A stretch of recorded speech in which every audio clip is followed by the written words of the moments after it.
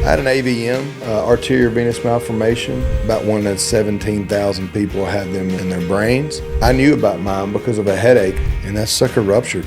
The stroke debilitated my whole left side. All the muscle mass and everything left. Country music dreams coming true, and it all seemed to disappear. And everybody is very aware of the American policies of big pharma and medicine, and that's not the answer for me. Early 2021, I was down here. We talked about the intrathecal injection, which was through the spine where it would break that blood-brain barrier. You know, obviously my leg's gotten stronger, my left side. Shoulder rotation has improved 90%, has improved drastically. It's nothing short of a miracle of stuff that's happening with autoimmune disorders. My wife's down here now, and we're from a small town in Alabama, man, very conservative. I think I would say to stroke patients, if I could have done anything different, I would have came down here as soon as I could have. Maybe the hurt's the healing. Man, CPI podcast, I'm super happy to have this guy on here, Drake White.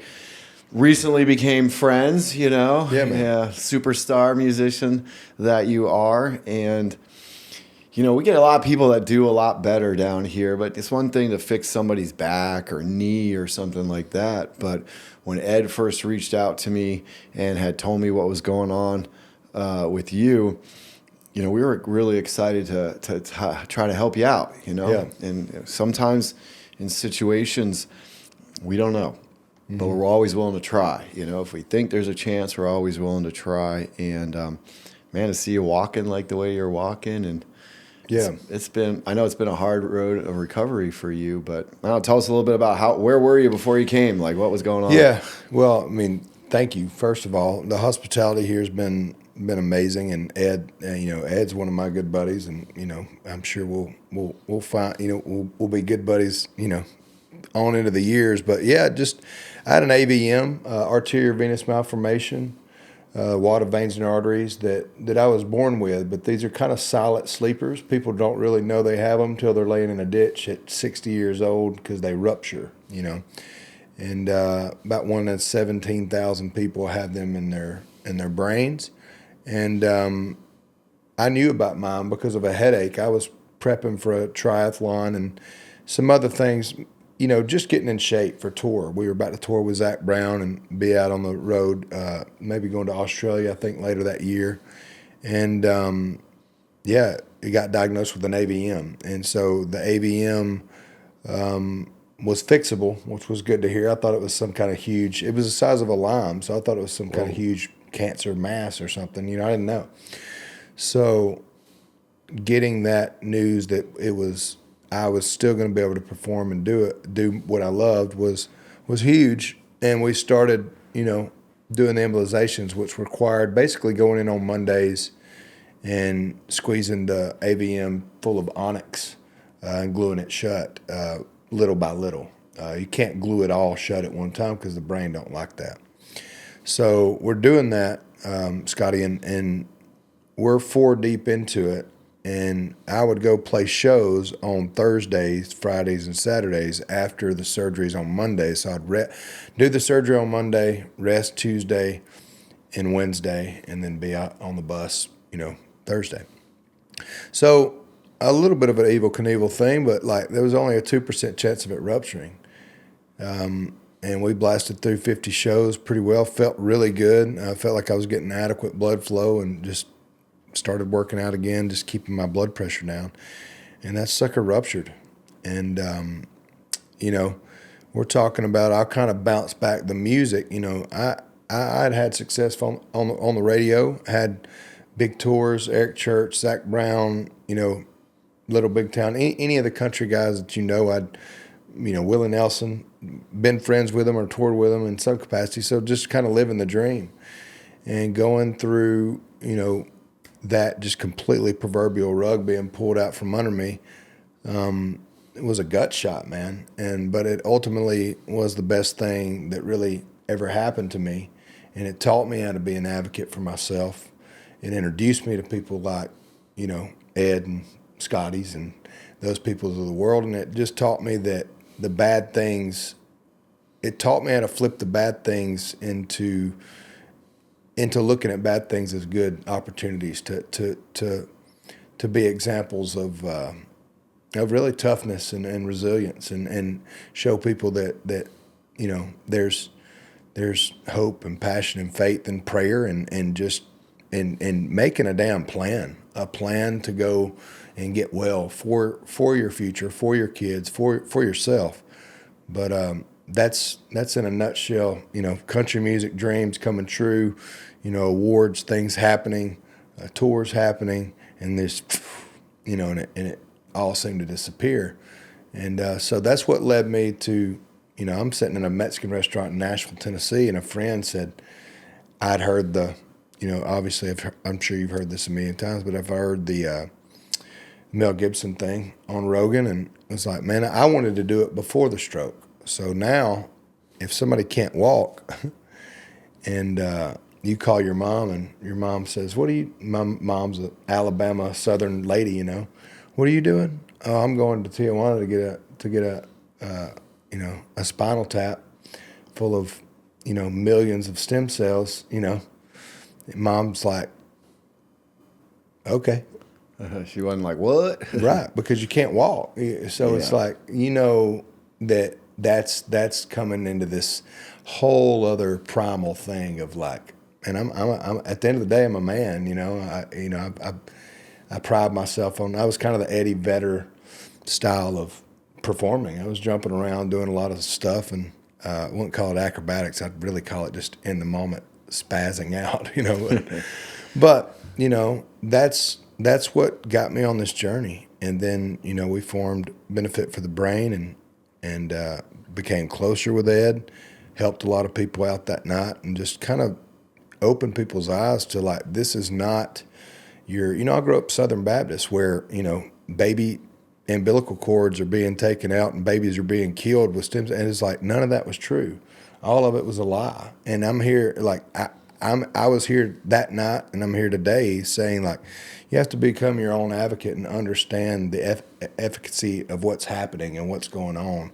And this is something that's, it's nothing short of a miracle, and of stuff that's happening with autoimmune disorders. My wife's down here now, and we're from a small town in Alabama, man, very conservative. But I've been around the world a couple of times with music, and I understand that, it's all out there. Everything in this world that you need to heal you is out there. And everybody is very aware of the American policies of big pharma and medicine, and that's not the answer for me. Not always. That's for sure. How long? Like, take me a little bit through the timeline of, when the incident happened before you got down here, because I don't know. So August the 16th of 2019 is when it happened, and the first time I couldn't get down here quick enough, but I didn't know about it. I didn't know Ed. All I knew was maybe Panama. I think that's the place. Yeah, they're great. And knew Zach Brown, and he was very kind, and the country music community put their arms around me, but, people keep going, So 2021, so August 16th, 2019, 2020 happens, and, we all know what that was. Oh, yeah, that must have been brutal. And then so early 2021, I was down here, had met Ed, and he was like, man, and we talked about the intrathecal injection, which was, through the spine where it would break that blood-brain barrier. And man, it really, just if nothing else, the attitude, the will, and just the overall more good days than bad have happened since that. Obviously my leg's gotten stronger, my left side. So the stroke debilitated my whole left side. So all the muscle mass and everything left. So it's all been about rebuilding that left side and getting symmetry back into my body. So, you're talking, what, year and a half? Year and a half, yeah. We usually hear like inside 2 years is best, and for people to come as soon as possible. Seems to, not enough of this has been done to really know the recipe, to know, what's best, but soon as possible. I was super excited when I saw you, because I could just tell you by the way you were walking and the way that you were moving around that you were doing a lot better. And last night when we had dinner together, It was really cool how you were talking about how you used your hunting to inspire you, and just like you were saying, that toughness. We see that a lot in our cancer patients. We do like power of the mind classes and really kind of make a fight camp for them so that they can, that's terrible if you're stage 4 cancer. That's Fighting through it. You had mentioned some last night, some stuff, share with us, like, how do I know you were raised tough, but where'd that come from? And like, how could you tell some other people that might need some advice or... Well, what's the, for me, it's always, what's the purpose? What's the purpose of the stroke? There's got to be a purpose in it. I'm a faith-driven guy. I mean, I'm not gonna go out here and quote every scripture from it, but like, I grew up, I know that's real. I've seen angels in the corner of the room, on my deathbed, and had that near-death experience, and am better for it. But that finding that hope, with my wife and having a kid and having the golden retriever and the Bronco and the kid and the country, getting back on stage. I knew I wanted to get back on stage. I knew I wanted to be a father. So I put those on the wall, wrote them down, and I said, this is what I'm going to do. And I'm going to accept that what happened, as cliche as it is, happened for a reason, and I'm going to be better for that reason. I'm going to be better for the people. And now there's an authority to speak upon these things. You don't have to listen, but I've been through it. I know how to get through the black hole of suicide thoughts. I know how to get through everybody talks about mental health awareness in Hollywood now. It's the catchphrase, and that's great. But that is such a real thing. That was the real battle, and that's the battle that I'm proudest of, is fighting that mental battle of, it's not too late. You're exactly where you're supposed to be. You're not too old. You can still write songs. You've still got a career. People still want to come see you play. Your wife still loves you. You're still going to have a kid. You're still going to have a golden retriever. And your Bronco still runs. You just got to mess with the carburetor a little bit. Like, it's just quit taking everything so damn serious and get on your knees and pray. And it's not the Catholic, for me, it's just like, man, it's real. It's there. And so what I use to answer your question directly, it's find that thing, whether it be a daughter or a son or a trip or a hunting trip. I deer hunting, I'm passionate about deer hunting and duck hunting because I love eating that stuff and being healthy. I see this deer in the backyard. How am I going to ethically harvest that deer? How am I going to pursue it if I can't walk? Well, I got to learn how to climb a ladder. I got to learn how to walk. So I go into the gym and I start, as ugly as it looked, it's one step closer. And that's the way I thought about it. It's one step, it's one thing. And then somebody sees me. And another thing I learned about healing, Scotty, is if you're praying for healing, man, please heal me, please heal me. I think God hears you the first time, and it's good. I always pray now for continued healing, because maybe somebody needs to see me. He told me this, like, in a weird way through other people and things, but maybe somebody needed to see me limp on stage to not jump off the bridge that night. Maybe somebody needed to see me that was worried about how they might look because their left hand was curled in, or worried about how they might look because they couldn't play guitar as well as they could, or and I'm up there, and it's not for everybody to let their medical history be known, but for me it was just like, share it and hopefully it helps somebody. But getting up there and being and limping across stage, I can't tell you the thousands of people that have came up and said, this concert showed me that I can keep going. That's the stuff. I don't care. I mean, number ones are great. I mean, they pay for cool toys and it's fun, but man, that's the stuff that's going to be, that I'm going to go to my grave with, of like, man, that's the fulfilling shit, where you get somebody that comes up and says, man, you kept me from killing myself. because of a song. You know, Hurts the Healing is a big song that came out of this. It's just one of my songs that just says, even in the worst, I've got a feeling. Maybe the hurts, the healing. You say it all the time. Maybe that soreness is good, bro. Yep. Just move through it. Movement is medicine, and move through it. So that's what I try to represent, is that body of Christ, really, that body of hope, the fruits of the Spirit: hope, passion, faith, love, joy, peace, patience, kindness. And go at it like that, empathetically to people that are struggling, man. Yeah, so much of what you said just reminds me of our cancer program, because when I would work with the cancer patients and we would work with them, you know, it's like finding that why, you know, like, or who, you know, like, who are you going to continue to fight and heal today for, or what do you need to do when you get past this? And then how can you inspire the person next to you who might be having a worse day than you are? And, you know, I never thought my whole life I'd be working at a cancer hospital, all right? Let alone 9 years in, almost 10 years in now. And you experience the power of your mind when you're competing, you know, martial arts, you know, whatever it is, and fighting that chatter and stuff. But when somebody's like actually physically healing their body and fighting something as evil as cancer is, then you really get to see it.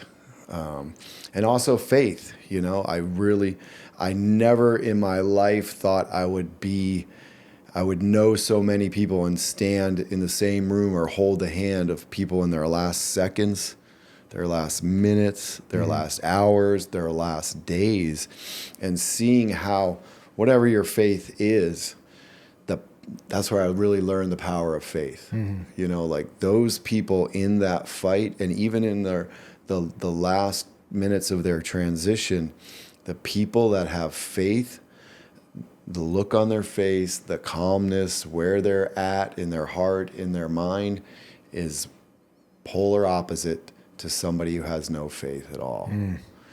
And That's beautiful. You know, we all have our day. We don't know when it is, you know, but the people that are in that battle, in that fight, that have some type of faith that they can fall back on in those low times and give gratitude and praise to in the success, in the high times, maybe like reevaluate a lot of things in my life, because you know, you see it once, you see it twice, you start working with thousands of cancer patients, and yeah, there's something there. There's absolutely something there. Whether you want to say, oh, it's just they just made it up. Well, if you have to make something up to live and, you know, feel stronger, then, you know, if it's green goblins or leprechauns, that's what your faith is that gives you the power. If it's some extra power, you need it in those situations. It's funny, you know, having dinner with you last night and seeing and watching you interact with the clients around. I don't want to call them clients, but the patients and stuff around here.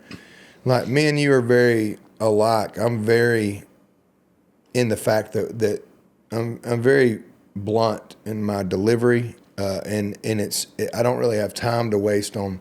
A lot of times, my wife is like, she's like the sweet kindergarten teacher, and I just respect, like, a lot of times that can come across as like. I think where I'm going with this is like, with spirituality, for me to breathe, you know, whether it be Wim Hof stuff or like just really sit down and breathe through a day, call it prayer, call it meditation, call it whatever. Like, you're tapping into something that truly relaxes me. It does, you know, and I watched it do it for years. And so I'll circle back to the question that we're talking about, is like, this is something that I found because I was calm. CPI. I was calm and like, okay, what can I do? What is a solution? I consider myself a solution-oriented person. I know you consider yourself the same. I can see that in your tactics, in your day.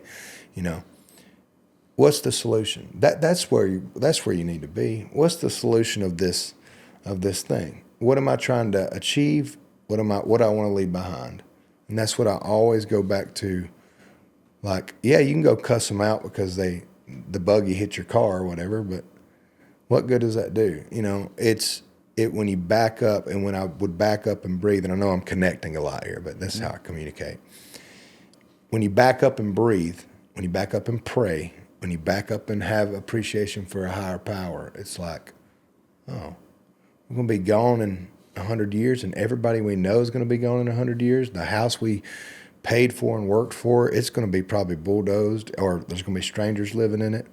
So, man, I'm going to try to give as much as I can to people while I'm here. And when I come back to that all comes back to, you know, the Bible for me and that biblical practice. But yeah, this is where I always go. It always gets deeper than just stem cells, but it's who I am. It's in my marrow of how I survived all this, and it was dark for a second. Oh, it can. Yeah, I've been in that same spot too. Yeah, you know, and for me, you know, like I don't have kids, I don't have a wife, you know, so some days I'm like, this is it, you know, like what, you know. I have a lot of really good friends. Yeah. A lot. I am probably one of the most blessed people with the volume of high quality, caring friends. You know, Ed always says all the time, he goes, nobody has more friends than Scott. Yeah. You know, and that's partially just the lifestyle I grew up. I moved all the time. I went to 17 schools before I graduated from high school. You know, 4 high schools, 3 states. You know, man, that's like, so I had to get good at making friends. That's 4 a year, man. But no, 4. I was just moved all the time. Yeah. You know, so by the time I started school to the time I got out of high school. Yeah. And in multiple countries, you know, which I didn't really like growing up, but it has advantages, just like you're talking about, right? And you know, just having something like that to fall back on. But those days when people, you know, we have so many patients that, you know, I get it, like.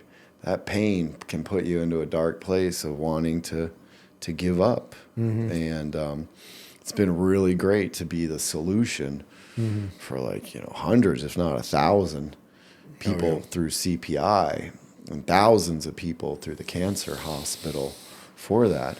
I've seen it. It doesn't mean you couldn't do better, you know? You know, nothing works for everybody, but we can keep trying to make it better.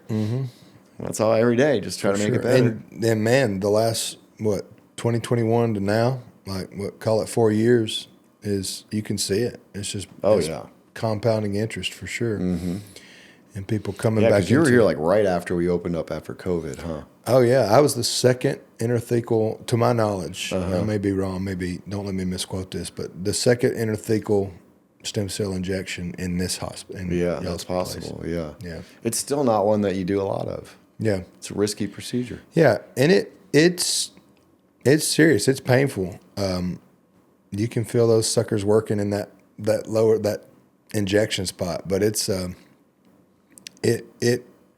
really felt that, you know, it's helped, you know, just take all the spirituality, take everything placebo, take everything at it and go, okay, like on an analytical standpoint, movement, shoulder rotation has improved, you know, 90% has improved drastically. You know, I didn't have that in my shoulder. I didn't have, and it's a sum of all things, sure.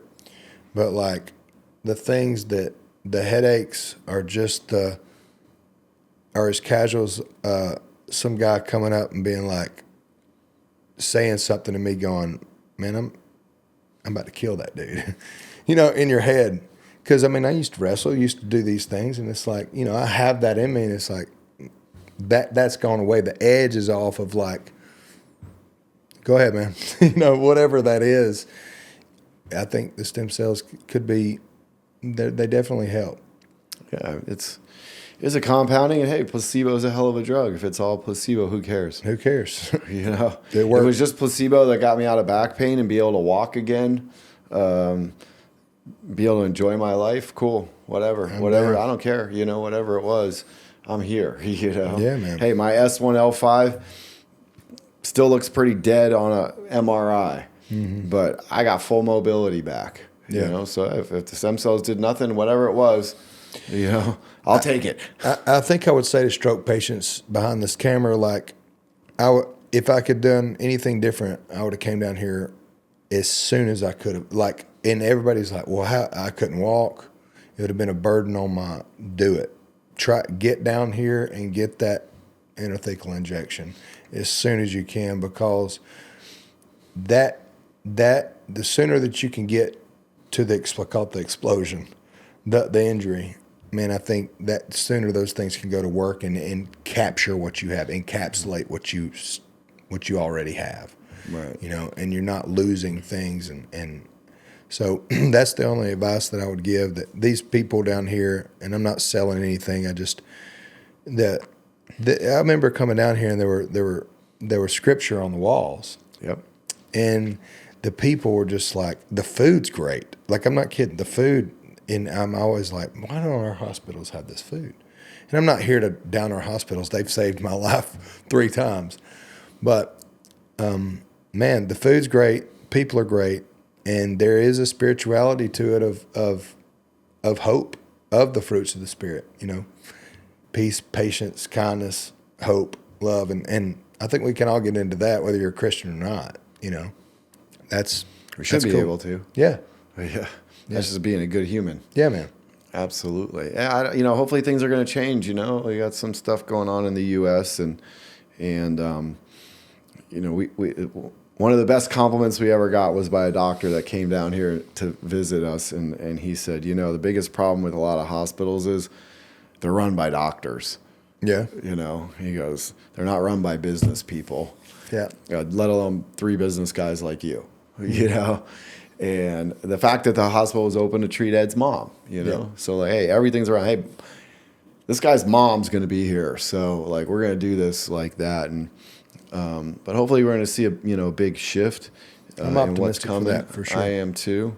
I think COVID opened people's eyes a lot, you know, about how things worked or were broken, and I know especially in the cancer, before we closed for the remodel. You know, it used to be we would only get people that had tried everything that their doctor recommended. And I'm not saying doctors are bad or what they recommended was necessarily bad, but we saw a big shift into people who are like, hey, I'm going to look outside of the box for something that's less toxic, you know, more holistic, where, yeah, what I eat matters, right? Things like that. You know, having all organic food, things like that, like we do at our hospital. There was a big shift then.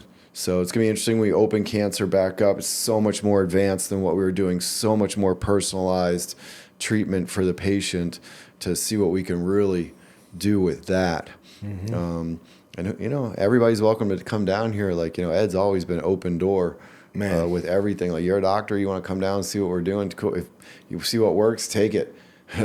You know, make it work for your You know your what I'm patients. excited about? Not sorry to interrupt you, but the injection directly into the pancreas for Yes. diabetic. Yeah. Because diabetes is something that's, my wife's type 1 diabetic, and it's not fun. It's not a good disease, and it's rampant throughout the U.S. And there is a reason that we're sitting on a, you know, the last 50, 60 years, we're sitting on the swing of, you know, heart disease, and, you know, something's got to give here. Yeah. And so I'm really, really, really excited about the possibilities of her coming off a lot of that insulin, and really, even she's here now, Yep. you know, doing the IV treatments, and very optimistic of that helping the autoimmune disorder she has, and so yeah, I'd highly recommend anybody come down here if they're feeling Thank you for that. Yeah, I hope we can get some, and you know, we just got to get that hospital done, and then there's so much more than we can do for people, which is going to be super. You know, should be done in January. You know, I think 2025 is lining up to be a really big year for us, and be able to help even more people. Try to make things as affordable as possible for people. as well. Looking forward to what you're doing with your event and your charity and working with the Miracle Hope. We're looking like we're gonna be able to help a whole bunch of veterans soon. So, it's just keep, chipping away at it, and then all of a sudden the snowball starts going on its own. And that's got to be incredibly fulfilling to you and Ed and everybody involved. Yeah. That's what it's about, man. Hey, I don't got to work anymore, but Yeah. I do. And all the time, people are like, hey, even just that guy patient down here, he's like, why do you come down here? It's your third time down here to check on us, Your staff's great, I'm sure you're doing good enough, I'm like, because you know what? I want to know. I want to care because I care. Yeah. And I get to meet so many cool people that come through here.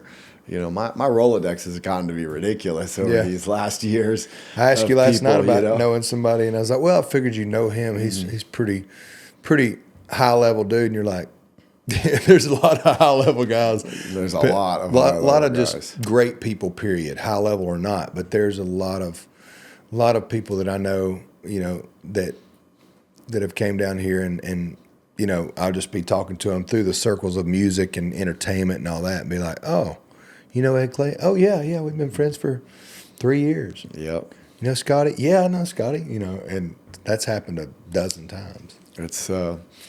It's been cool, man. I really, like I said, I love meeting all the patients when they come in. I just went and met with all of the returning patients, that came back.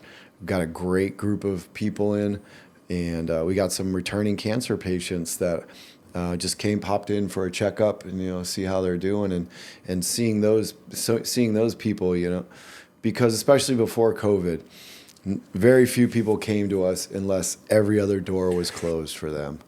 And so we always said, like, hey, if people want to fight, we got to give them a place to fight, right? And do everything we can. And just hearing their stories, the couple that's over there, like, hey, you guys, like, I wouldn't know my grandkids because back home they gave up.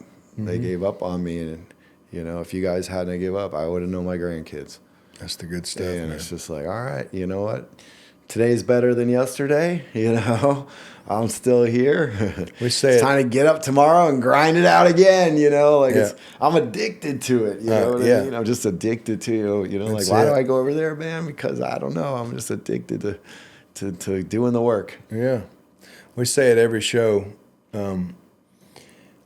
there, especially through that election process, like. We were just like, there are more good people than bad. We have a unique opportunity to go to 125 plus cities a year. And we shake thousands of people's hands. And when you go out there, and I understand they're at a show and they're happy and their endorphins are up, but there's so many more good people than bad, and there's so many more good things than bad that happen. And all you got to do is kind of turn the news off and get out into the world and turn your phone off and go talk to people. And that's what I love about this process. Of anybody that's nervous about going and coming here, I mean, you walk downstairs and there's 30 chairs down there and they're super comfortable, and you just sit there and you talk. I've met that guy that we sat down with last night. I love to hunt. He's a hunting therapist. Sean, yeah. What in the world? That's amazing. We had a great breaking of bread and hung out, and I do it every time I come down here. I meet somebody that, I've got guys that I've texted 3 or 4 guys. Hey, look where I'm back here getting. Oh, why didn't you call me? I'd have lined it up, whatever. But it does create this, it's the opposite of 6 feet away. You know what I mean? Oh yeah. It's the opposite. It's no, tell me your story. Tell me what's wrong with you.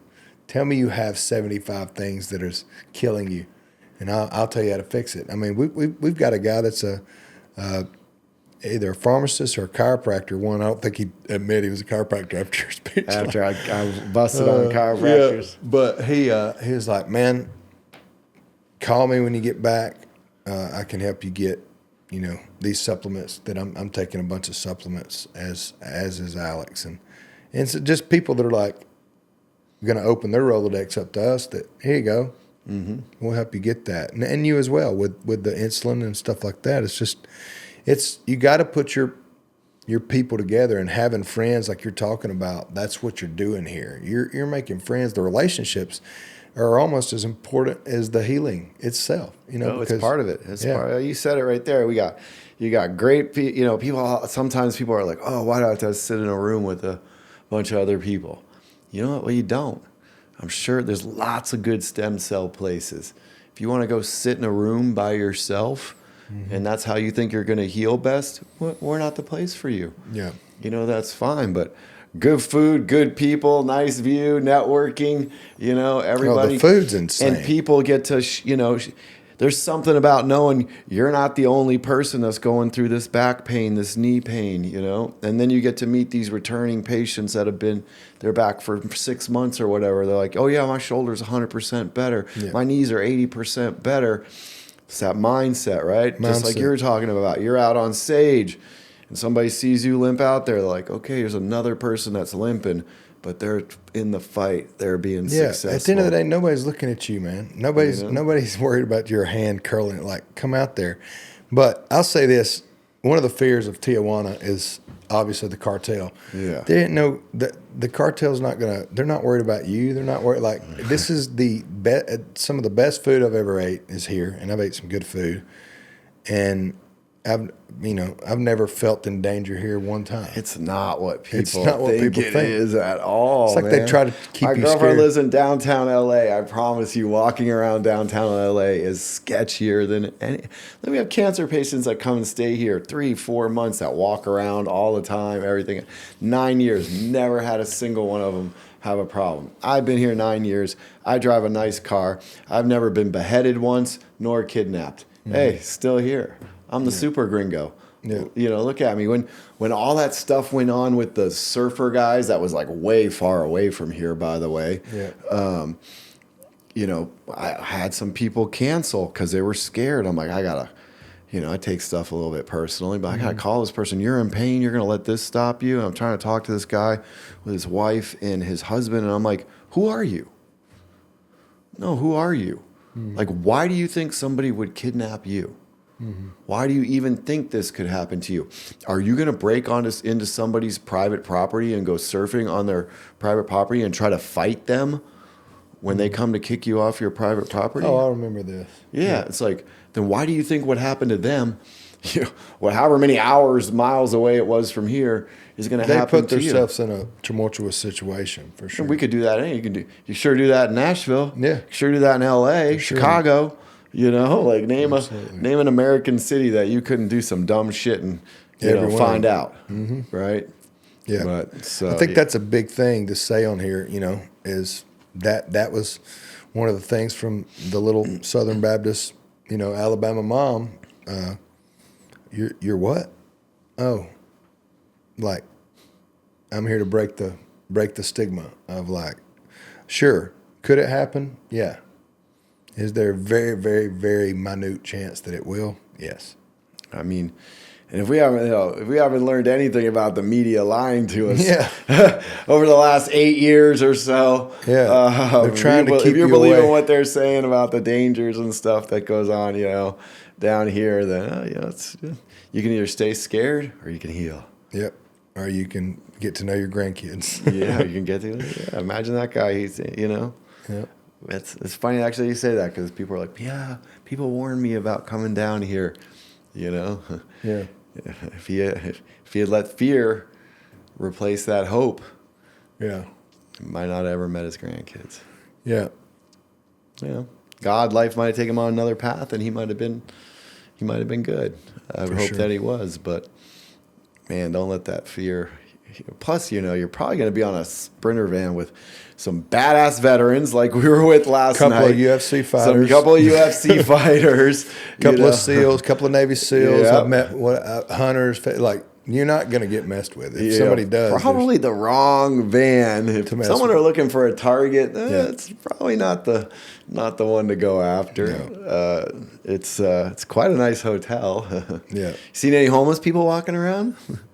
Yeah, not a one. See any drug addicts walking around? See any poop on the streets? Yep. Nothing. It's just nothing like. It's cool. Seen a lot of BMWs, Mercedes, nice cars running around all the time, Yeah.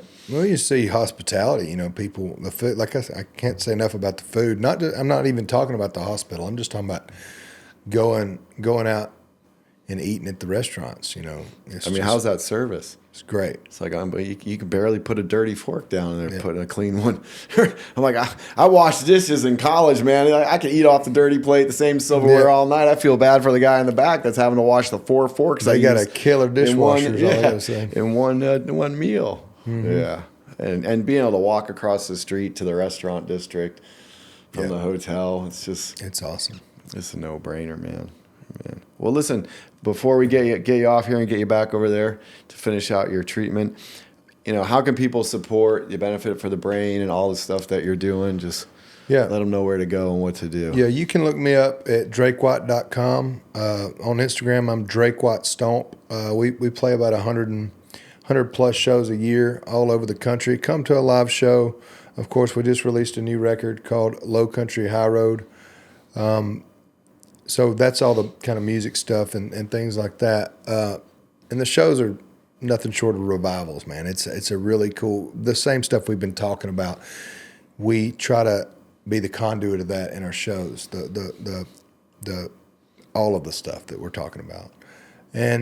But for benefit for the brain, I'll share a little bit about that. Like, that was something. It was a night dedicated to the battle between our ears, because I had such a hard time with the mental aspect of this. I thought, I'm tough. Like, you can't. I'm gonna get back on my feet. I'll be fine. But it was the nagging of, like, you're too this. You're not enough of that. You're that. Like, in learning how to deal with that, I wanted to form a place where I could, from a big platform like the Ryman. We sold the Ryman out. Got Jamie Johnson and Riley Green and Randy Hauser up with me, and we just said that night, hey, we had CPI, creative vets who write songs with veterans, and we had Make-A-Wish to join, like that was the beneficiaries of that whole night.